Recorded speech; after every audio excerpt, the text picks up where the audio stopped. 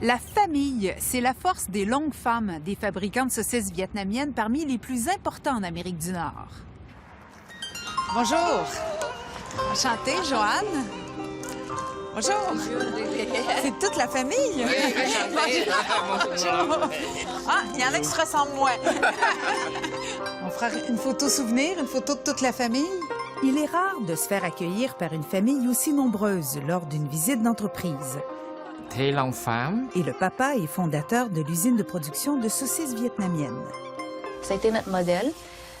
Donc, ça a comme influencé toute la famille au complet. Et ça fait depuis très jeune qu'on travaille ensemble.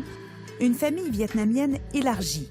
La seule au Québec, près de Montréal, a fabriqué depuis plus de 20 ans tout un éventail de charcuteries vietnamiennes, autant pour les restaurants que pour les épiceries.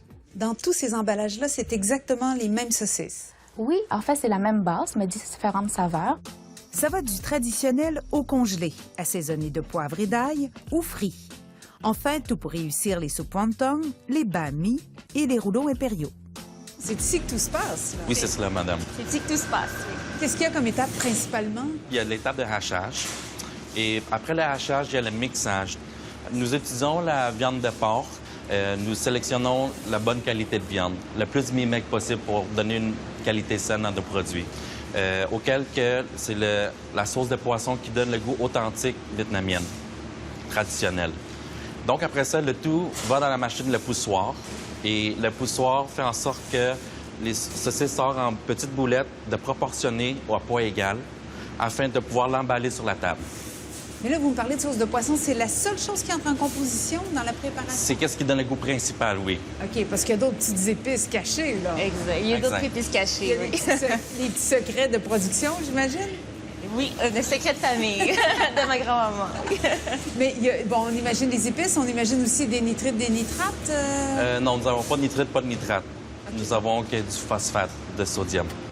On parle de saucisses, mais le produit se compare à un pain de viande ou à de la mortadelle.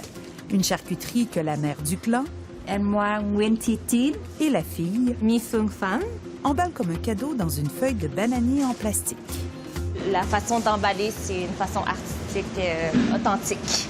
L'emballage traditionnel, supposément, c'est avec les vraies feuilles de banane, mais auquel que nous ne pouvons pas utiliser ici dans un plan fédéral. Nous cuisons notre saucisse à vapeur. Je pense...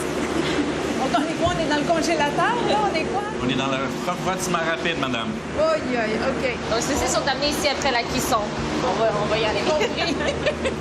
Allez-y, mangez pendant qu'il est chaud. Il faut manger. Très longue femme. Le fondateur de l'usine mange presque tous les jours avec ses amis de jeunesse. Aujourd'hui, ils sont chez les Languedoc et Chao Tran. On continue de manger, c'est tellement bon. À leur arrivée au Québec en 1967, c'était impossible de trouver cette charcuterie vietnamienne. La seule façon de la voir, c'est quand la famille, de façon peut-être clandestine, nous envoie une tranche comme ça. Et la personne qui a la chance de recevoir ça, c'est mon ami Long.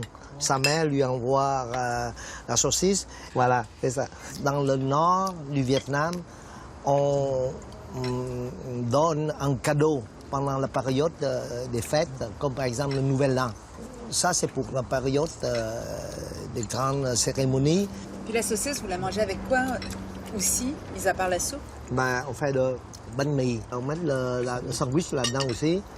Puis on peut manger avec des crêpes. Je pense que ça se comparerait au poulet pressé.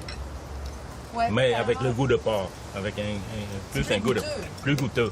Mais maintenant, j'aime mieux manger cette saucisse-là au Canada qu'au Vietnam. Pourquoi? Parce que au Canada, à cause de la loi fédérale, la viande, tout est contrôlé. Et aussi, on est sûr que la viande est de bonne qualité. Tandis qu'au Vietnam, souvent, il y a tellement de gens qui produisent ça de façon artisanale. Ça fait que des fois, on mange le matin une place, il n'y a pas de problème. Puis le soir, on mange à une autre place, puis on a mal au ventre. C'est la famille du fondateur, Très longue femme, qui nous a préparé ce menu dégustation. Le chef d'orchestre, où est-ce qu'elle est? Ben oui, mais le chef d'orchestre est là. Bravo, merci beaucoup. Merci tout On le fait monde bon le d'avoir fait repas, découvrir ok, hein? les saucisses vietnamiennes. Longue vie Oui, à votre entreprise. Ah, longue vie à monsieur. Longue vie à monsieur Long.